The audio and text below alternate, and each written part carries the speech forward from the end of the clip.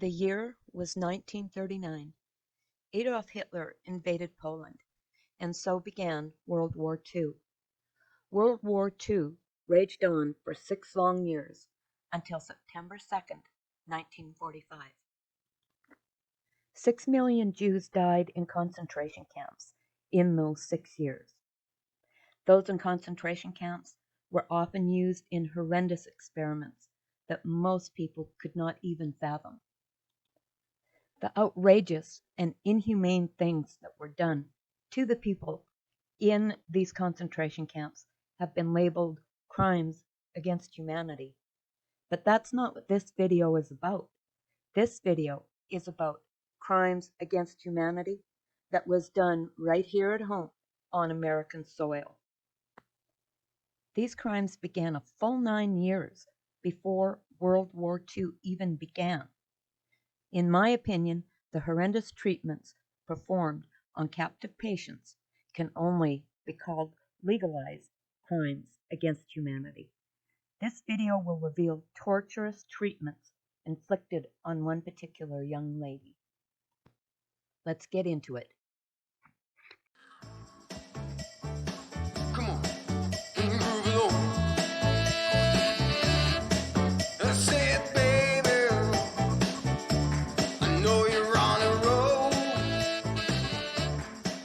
Sweet honey. Disclaimer: if you are nervous or squeamish about medical procedures, then I suggest that this isn't the video for you. I would suggest that you leave now. I also suggest that if there are children within earshot of this video, that you use headphones, as the topics discussed in this video will, I believe, be too hardcore for young ears. This little lady is Genevieve Pilarski. Not a lot is known about Genevieve's family, but what we do know is that Genevieve's parents, Max and Mary Pilarski, were Polish immigrants. Max and Mary had 2 children, both born in Illinois. Genevieve Olga Pilarski was born September 29, 1919. Genevieve had one sibling, a younger brother, Victor Max Pilarski. Victor was born December 6, 1926, in Chicago, Cook County, Illinois.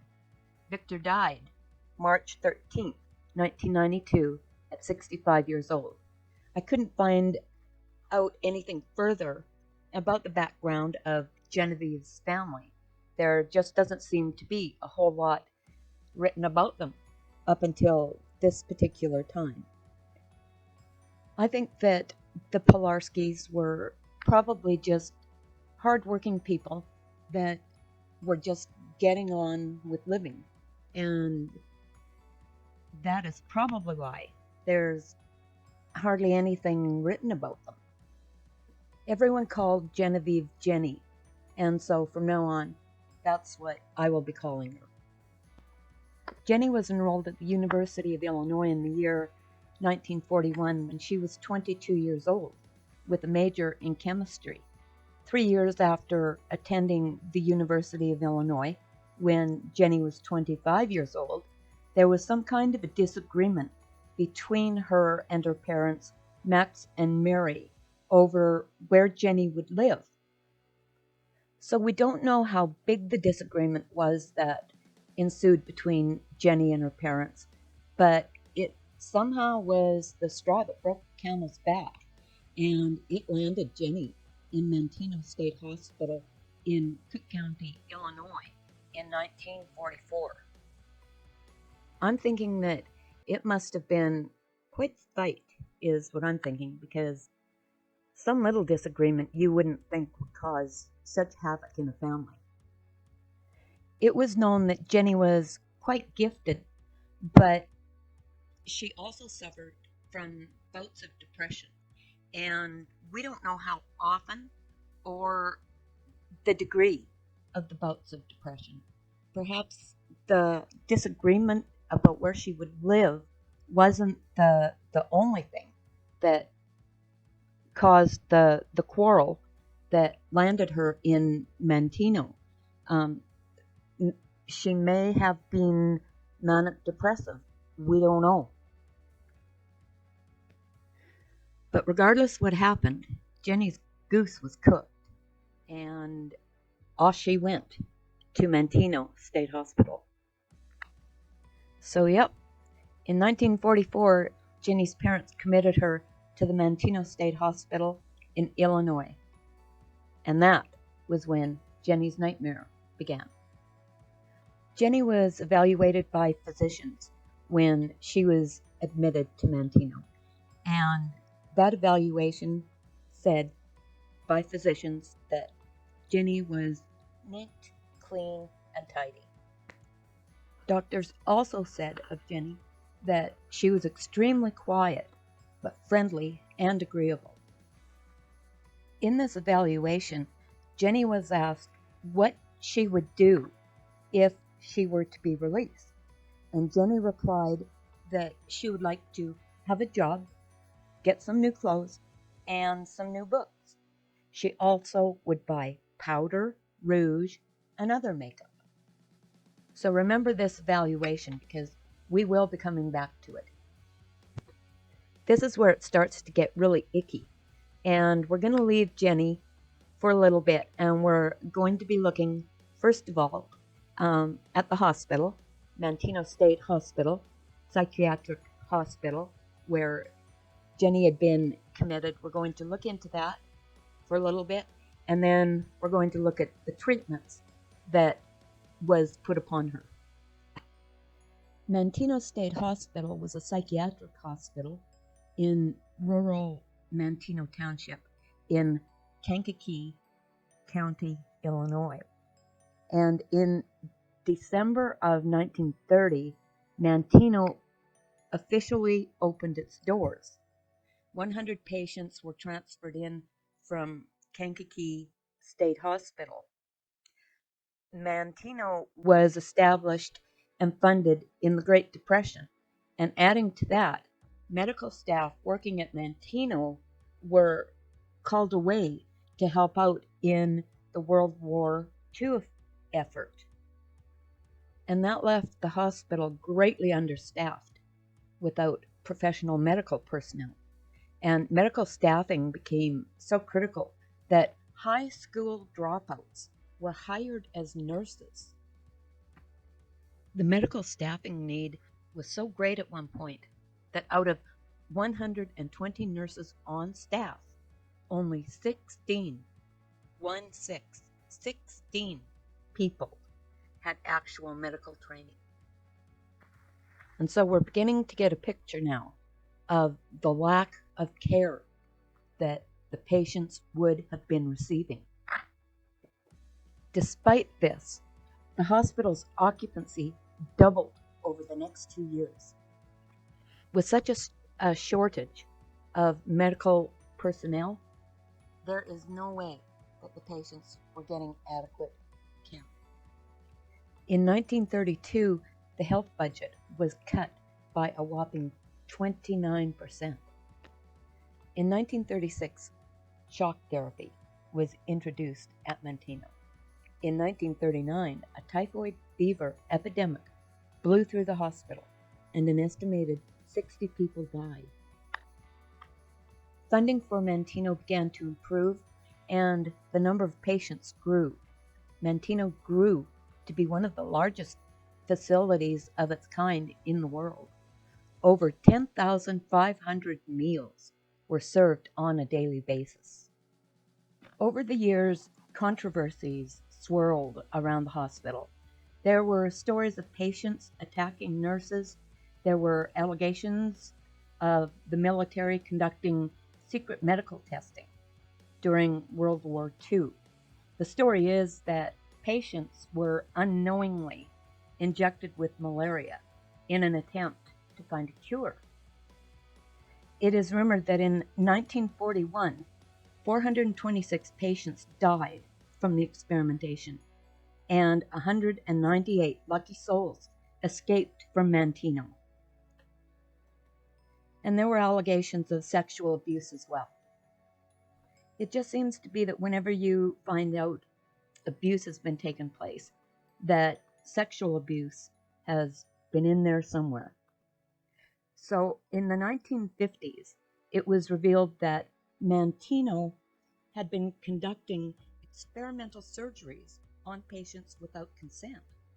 And it was at this time frame that lobotomies became a popular experimentation for treating mental illness. The patient population at Mantino in 1954 was 8,195, and there were approximately 450 attendants, but only 21 of those were registered nurses. Just let that number sink in for a minute.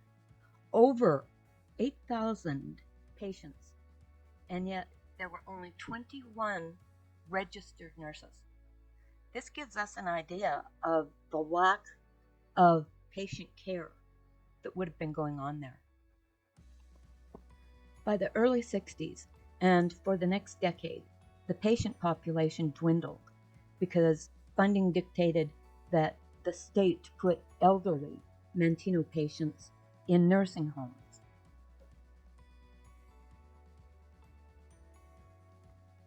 In 1983, Governor Jim Thompson decided it was time to close the hospital down. The operational cost had just become too great for the state.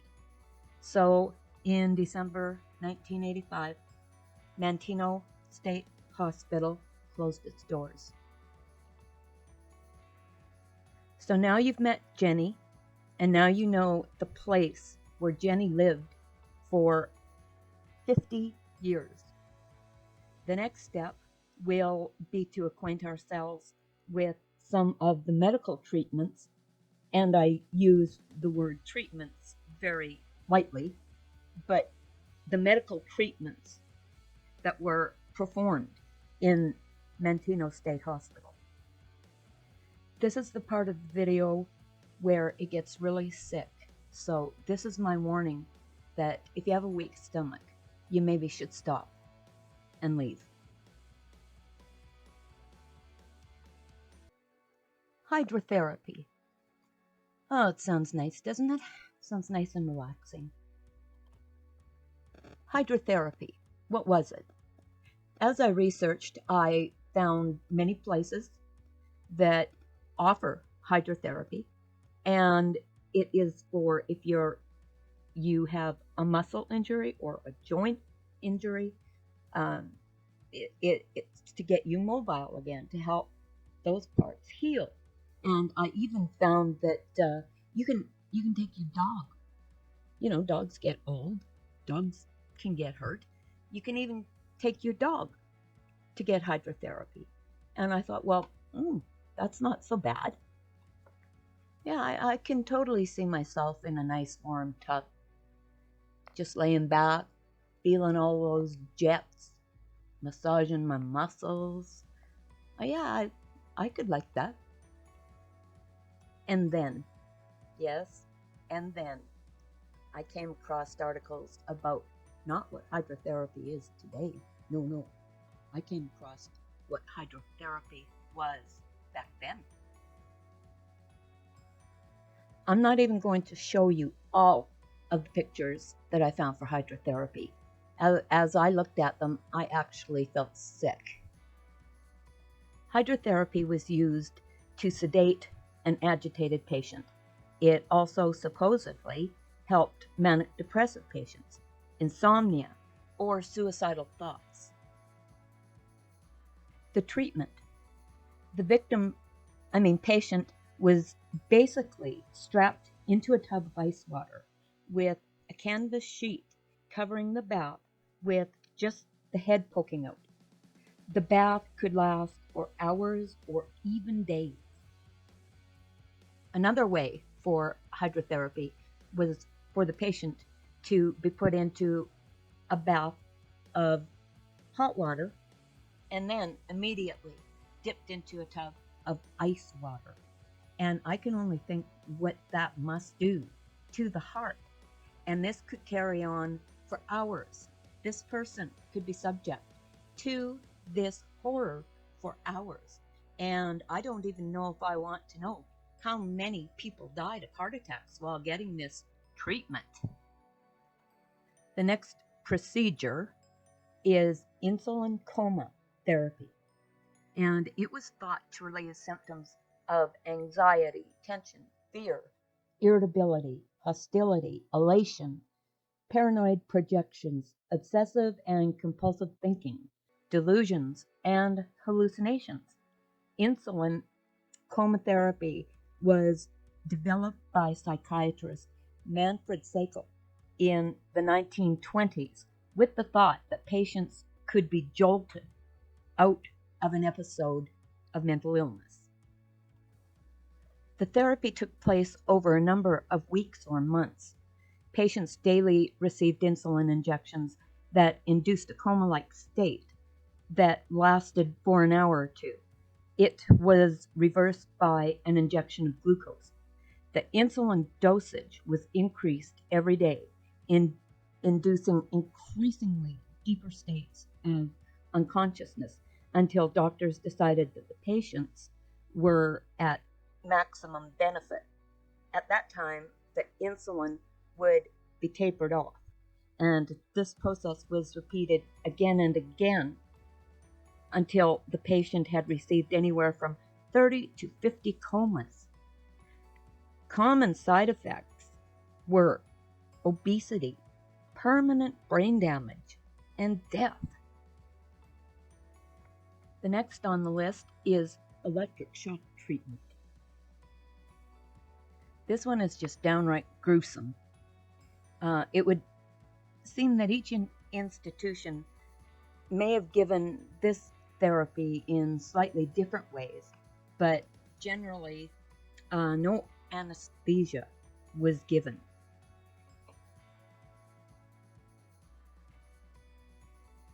The patient would lay on a table or a bed, and a rubber tongue depressor was inserted in the mouth to prevent the patient from biting off his or her tongue.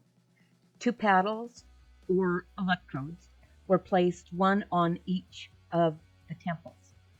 An electrical current was given for a few seconds, and it varied between patients how long the burst of electricity was given.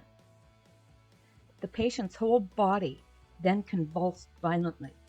Too much electricity for too long a time could result in convulsions so strong that the muscles could break the patient's bones. The last treatment, and I think my gruesome favorite, is the lobotomy. And no, I'm not going to be showing pictures of a lobotomy. Sorry, not sorry.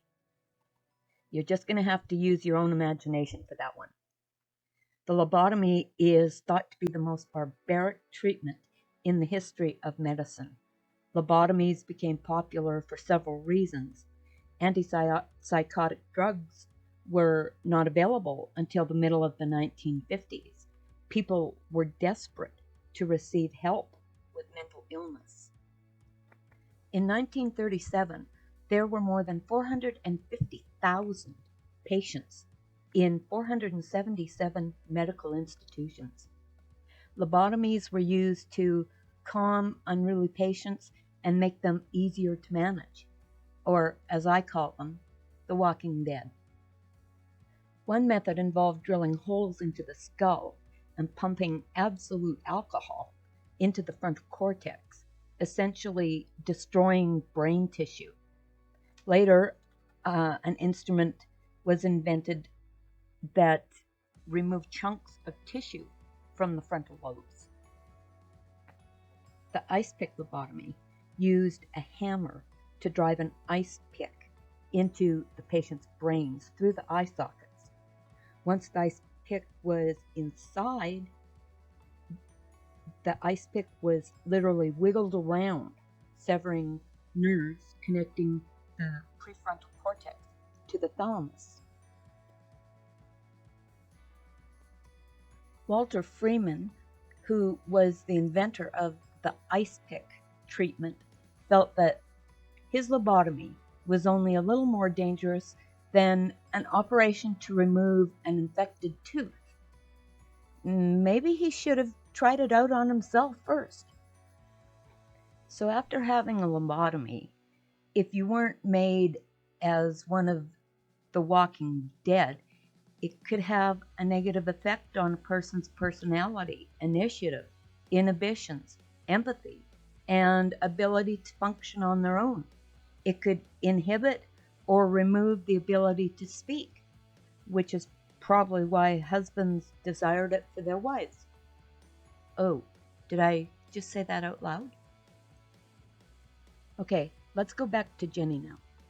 Remember her first evaluation when she was admitted in 1944. Her evaluation was that she was quiet, friendly, and agreeable. Months later, not years, but only months later, Jenny was subjected to hydrotherapy treatments. So remember that Jenny was admitted in 1944, but by August of 1945, less than a year later, Jenny had been given hydrotherapy treatments, 40 insulin coma treatments, and nearly 15 sessions of electric shock therapy. So around this time, it would have been a year or a little less than a year, Jenny had her second evaluation, and it went like this. Jenny is rather idle, rather unfriendly, does not mingle, occasionally talks in a very disagreeable way to other patients. She is not especially neat or clean. I'd be a little bitchy if I was put through all that abuse too. By the middle of 1953, Jenny was 34 years old, and she averaged 2 electric shock treatments a week. She was transferred to the research ward at Manteno State Hospital to be an experimental lab rat, where experimentation took place on mostly involuntary patients. And I don't understand why they would even move her there, because it seems to me they were doing a pretty good job of using her as a lab rat right where she was. Early in 1955, Jenny was the subject of a lobotomy. Remember the lobotomy? Yeah, well, Jenny got one. We don't know why she was a candidate for a lobotomy. Was it because she was bitchy after being used as a test subject? She wasn't the quiet, pleasant little woman who was admitted years before? Was it because her appearance was untidy and unkept? Why not? She didn't have anyone or any reason to give any attention to her appearance, or was it just simply because she was the unlucky lab rat and it was her turn? For whatever reason, in 1955, Jenny received a lobotomy. Records say that she had extensive neurosurgery with bilateral extirpation, don't even know what that is, of most of the frontal and temporal lobes. I don't fully know what that means, and maybe it's best that I don't. After Jenny received her lobotomy, from that time on, she was mute, totally dependent on commands for functioning of everything from toilet use and on up. But that wasn't good enough. The powers that be decided Jenny needed an experimental course of electroconvulsive therapy to see if any change in her mind could be brought about. They had already rendered her to be one of the Walking Dead. She didn't even have a mind left. But no, they have to torture her just a little bit more. I'm thinking that electroconvulsive therapy must somehow be different than electric shock therapy, because Jenny had already they had already been giving her electric shock therapy. So this electric convulsive therapy must have been a new torture that someone thought of.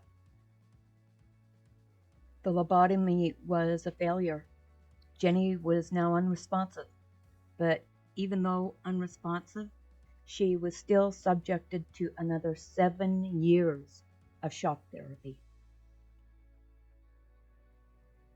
Jenny's final evaluation read as follows: confused, unresponsive, needs supervision because of wandering, has to be led and helped, unsuitable for further research. What kind of a sick mind stays up at night thinking up these gruesome treatments to inflict upon people? Jenny was a failed experiment. All that was left was a shell, a mumbling, babbling, incoherent shell who stares at walls. She was incapable of any kind of human interaction. Toward the end of her life, Jenny was moved between state institutions and nursing homes.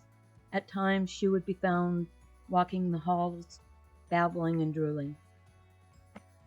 So the question in my mind is, where were the parents? We don't hear that they visited or that they had anything to do with her. Did they just dump her off there and that was that? Or did they visit? Did they come to visit her? If they did visit, they would have seen a tremendous, not for the good, they would have seen the decline of their daughter. So where were they? Did they just dump her off? Did they come and visit this shell of a woman that they once knew? Where were they? And if they saw the decline, why didn't they take her out of there? They put her in there. Why didn't they take her out of there?